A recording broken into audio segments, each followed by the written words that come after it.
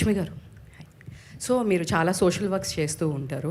రీసెంట్గా నేను ఒక అమన్ వేదిక అని చెప్పేసి ఒక ఆర్ఫనేజ్ హోమ్కి వెళ్ళాను. సో వెళ్తే అక్కడ నాకు చెప్పారు, గవర్నమెంట్ కన్నా ముందే సమ్ వాష్రూమ్స్కి ప్రాబ్లం ఉంది ఇట్లా అంటే లక్ష్మి గారు ఫస్ట్ రెస్పాండ్ అయ్యి మాకు ఇవన్నీ చేశారు, వాష్రూమ్స్ ఇవన్నీ కావాలి అంటే అన్నీ హెల్ప్ చేశారు అని చెప్పారు. సో అసలు అంతకుముందు మోహన్ బాబు గారు కూడా ఒక ఇంటర్వ్యూలో మాట్లాడుతూ తను ఎంత టఫ్ అయినా సరే ఎందుకు నీకు ఇవన్నీ అన్నా కూడా తన సోషల్ వర్క్స్ ఇవన్నీ చేస్తూ ఉంటారు అన్నారు. ఫస్ట్ అసలు ఎక్కడి నుంచి స్టార్ట్ అయింది ఈ సోషల్ వర్క్ చేయాలి అనే థాట్? ఎవరైనా వచ్చినప్పుడు మీ దగ్గరికి టీచ్ ఫర్ కానీ ఇలా చాలా చేస్తూ ఉంటారు. అసలు ఫస్ట్ మీకు ఎక్కడి నుంచి స్టార్ట్ అయింది థాట్ చేయాలనేది? Thank you for acknowledging that. I don't use every platform to talk about it. First influence ante nanne. మేము మెడ్రాస్లో ఉన్నప్పుడు డాడీ మోదుగులపాలెం ఊరు, నెల్లూరు, నాయుడుపేట కానీ దగ్గరే 3.5 అవర్స్లో వచ్చేసేవాళ్ళు. సో మా ఇంటికి వచ్చిన వాళ్ళు ఒక పూట 2 పూటలకు వచ్చేవాళ్ళు కాదు, 2 నెలలు 3 నెలలు వచ్చి ఉండేటోళ్ళు. అండ్ దీస్ ఆర్ చుట్టాలు కాదు వీళ్ళు, ఫ్రెండ్స్ కాదు వీళ్ళు, ఊర్ల నుంచి ఆ టైంలో అదే ఊరు అనేసరికి మేము ఇంకో ఊరికి వెళ్తే వచ్చి ఉండిపోయేవాళ్ళు 2-3 నెలలు.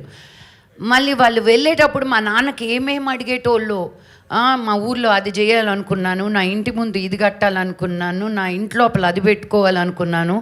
And the way they would word it, ఒక ఫ్రిడ్జ్ కావాలని, టీవీ కావాలని, బైక్ కావాలని, ఇల్లు కావాలని.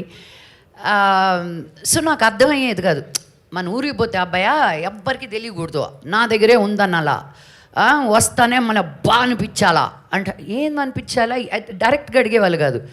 బట్ ముక్కు మొహం తెలియని వాళ్ళకు కూడా, ఫర్గెట్ అబౌట్ మా నాన్న, మా కజిన్స్కి, మా ఫ్యామిలీస్కి ఎంత చేశారో అది పక్కన పెట్టు. బికాజ్ ఈ రోజుకి ఆ ఒక్క మనిషి, ఆయనకి తమ్ముళ్ళు, అక్కలు, చెల్లెళ్ళు గుంపుగా వచ్చి they didn't succeed.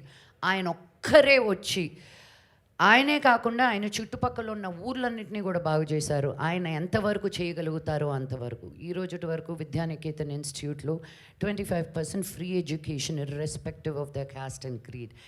It's not a normal thing. ఇప్పుడున్న స్కూల్స్లో రెవెన్యూ షేరింగ్లో ఎన్ని సీట్లు పెట్టచ్చు, ఎంత స్పేస్ ఉంది, ఎన్ని చైర్లు పెట్టచ్చు, ఒక స్కూల్లో, కాలేజ్లో ఎంత ఎత్తు లేపచ్చు, ఒక గ్రౌండ్ లేకుండా చేస్తారు. ఈ రోజుకి మీరు స్కూల్కి వెళ్తే ఎడ్యుకేషన్కి ఎంత ఇంపార్టెన్స్ ఇస్తామో అంత ఇంపార్టెన్స్ స్పోర్ట్స్కి ఇస్తుంటాం. So when you see all this, no, I think ఎవరు చెప్పక్కర్లేదు నీకు, యూ ఆటోమేటిక్లీ గెట్ ఇన్ఫ్లుయెన్స్డ్. నాకు చిన్నప్పటి నుంచి ఐ హ్యాడ్ దిస్ సిండ్రోమ్, నాకే ఎందుకు ఉంది, వాళ్ళకి నా దగ్గర ఉన్నది ఎందుకు లేదు అని. సో మమ్మీ పర్స్లో దొంగతనం చేసుకెళ్ళి డబ్బులు ఇచ్చేసేదాన్ని చాలామందికి. నాకు అది తప్పు అని తెలిసేది కాదు, నా దగ్గర ఉన్నది నేను ఇస్తున్నాను, రైట్. మమ్మీకి తెలిస్తే నాకు డబ్బులు పడతాయని తప్పని కాదు. And then I realized మనకి, and then more social work I did, స్కూల్లో తీసుకున్నా, కాలేజ్లో తీసుకున్నా, స్లమ్స్కి వెళ్ళి పనిచేసేటప్పుడు, వాళ్ళు అన్నం పెట్టుకొని ఈగలు వాళ్తున్న అన్నం తినేటప్పుడు, వాళ్ళు అక్కడే బాత్రూమ్కి వెళ్ళి అక్కడే పడుకునేటప్పుడు నాకు అర్థమయ్యేది కాదు, మనమేనా ఈ ప్రపంచమేనా అని.